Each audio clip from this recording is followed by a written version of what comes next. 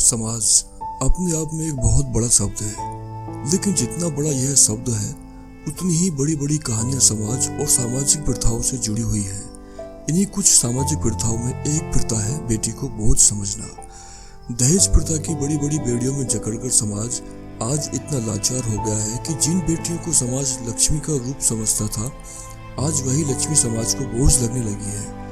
इन्हीं सामाजिक प्रथाओं से ओतप्रोत एक कहानी जिसका शीर्षक है भतेरी लेकर आए हैं हम अपने चैनल मोटिवेशनल स्टोरीज पर।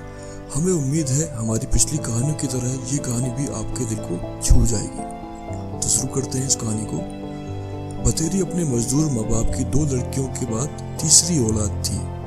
3 लड़कियों के पैदा होने से दुखी होकर उसके पिता ने उसका नाम भतेरी रख दिया। भतेरी का अर्थ होता है बहुत, और भतेरी के माता पिता अब चौथी लड़की नहीं चाहते थे। खैर, भतेरी का नाम सार्थक हुआ। उसके बाद एक लड़के का जन्म हुआ, लेकिन भतेरी अभी भी एक बोझ ही थी। जब भतेरी 6 वर्ष की हुई तभी उसका बाप मर गया। पिता की मौत के बाद घर में जब उसकी माँ विमला और दादी रज्जो ही थे जो इन चारों भाई बहनों का भरण पोषण कर रहे थे। भतेरी की दादी रज्जो को आज भी बेटे की मौत से ज्यादा दुख ये था कि भतेरी का बाप अपने पीछे 3 लड़कियों को छोड़ गया था। वो अक्सर कहा करती थी, खुद तो मर के मुक्ति पाली पर महाराज जीवन नरक कर गए, कद भगवान इन नरकों से मुझे मुक्ति देगा। भतेरी ने लड़की होने का कारण अपनी पूरी जिंदगी अपने परिवार की घृणा और धुतकार ही सही। पति की मौत के बाद भतेरी की माँ विमला भी भाव शून्य हो गई थी। उसे भी अब अपनी 3 बेटियां जिम्मेवारी नहीं बोझ दिखाई देती थी। जब भतेरी 12 वर्ष की हुई तो उसे ब्लड कैंसर हो गया। डॉक्टर ने बताया कि काफी रुपया भी लगेगा और परिवार में से ही किसी को अपनी किडनी भी देनी पड़ेगी। डॉक्टर ने साफ कहा था कि देने वाले की जान को कोई खतरा नहीं होगा।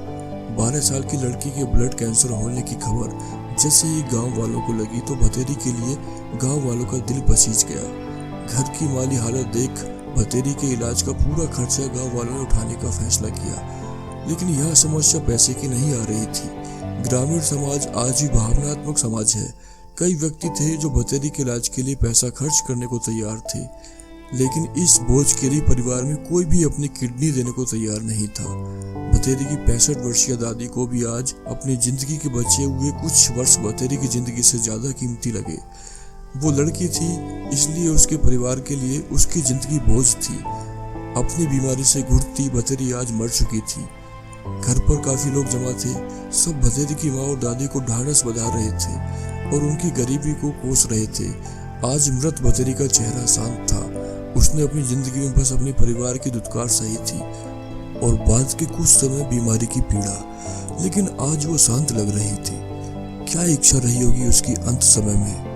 एक बार उसे कहते सुना था, माँ, आदमी मरने के बाद अलग अलग रूप में जन्म लेता है, कुत्ता, कीड़ा, चूहा या डांगर। माँ, मैं तो जानवर या कीड़ा बन जाऊंगी पर आदमी ना बनूं, क्योंकि जानवर को ये पता नहीं होता कि उसके औलाद में कौन लड़का है और कौन लड़की। ये फर्क तो इंसानों को पता होता है बस।